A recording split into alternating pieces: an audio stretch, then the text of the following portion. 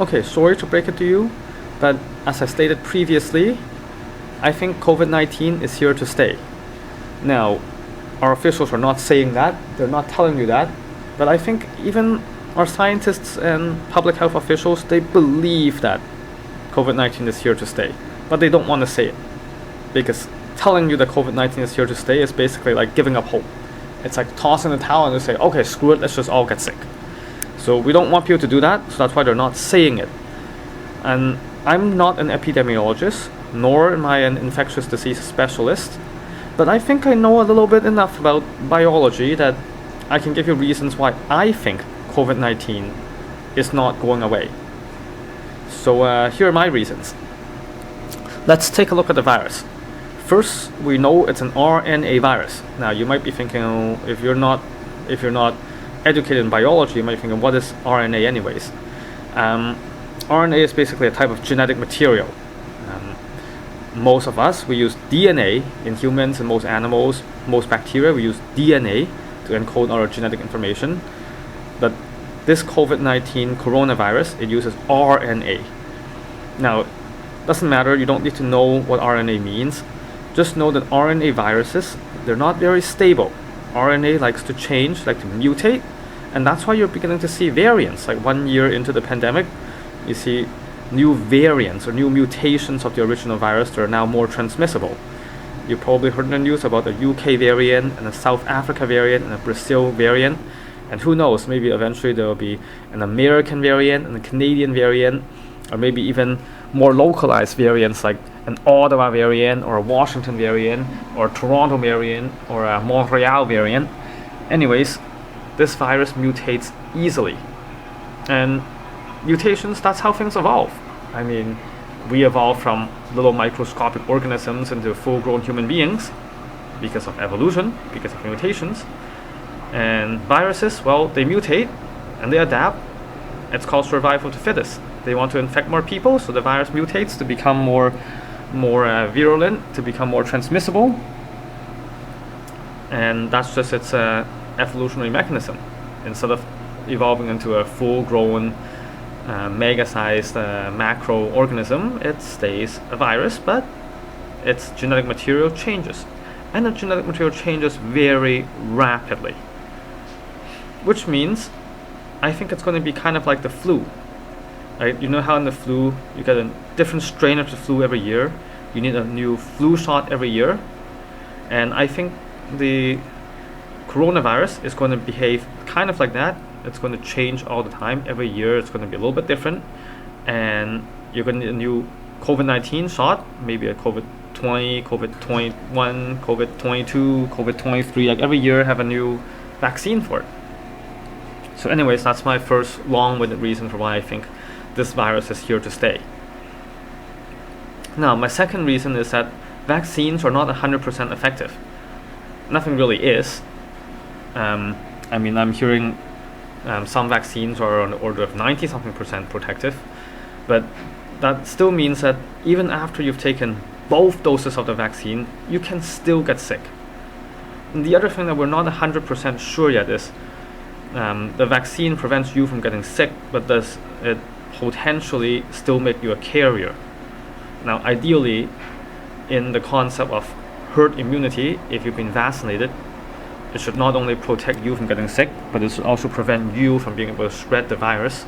I think we need to wait a little bit longer to see more evidence or more research around that. Okay, and here's the third reason. The third reason why I think COVID-19 is here to stay is because this coronavirus has an animal reservoir. So let's think flu virus again.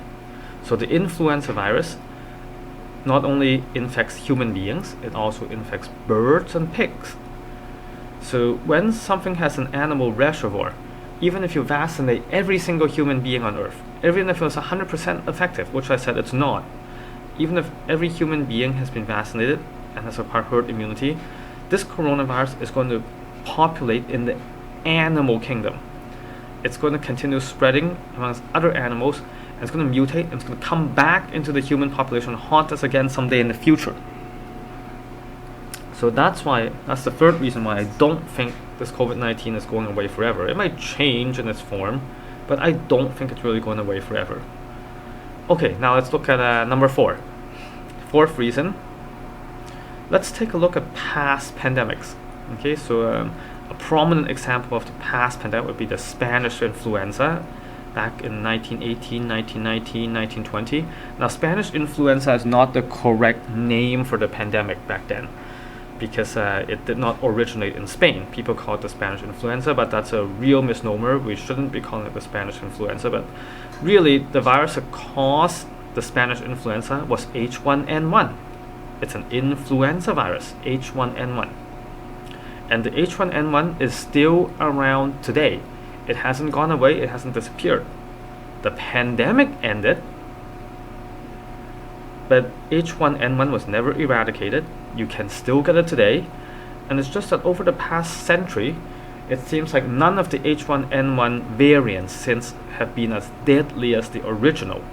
So once again, I think this is an adaptive mechanism for the virus. I think the virus mutated so that it won't kill everyone it infects. Because if you think about it this way, let's think about the SARS from 2003.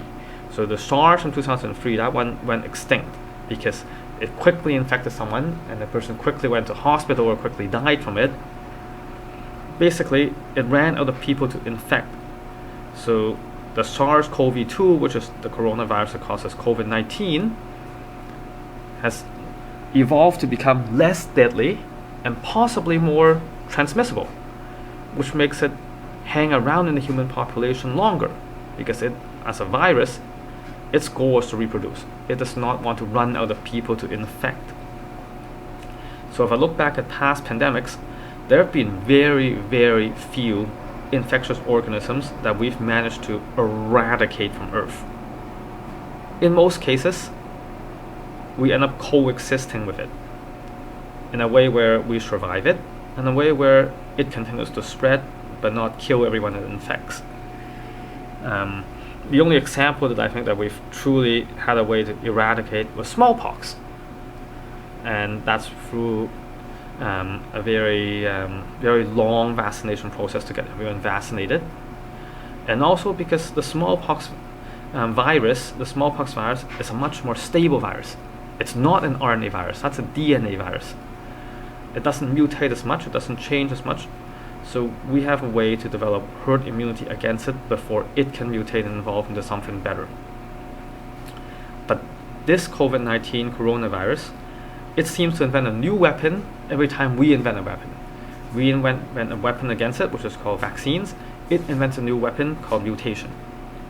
So I think what we've done is we've basically opened the Pandora's box, and we cannot put the coronavirus back into the bottle anymore.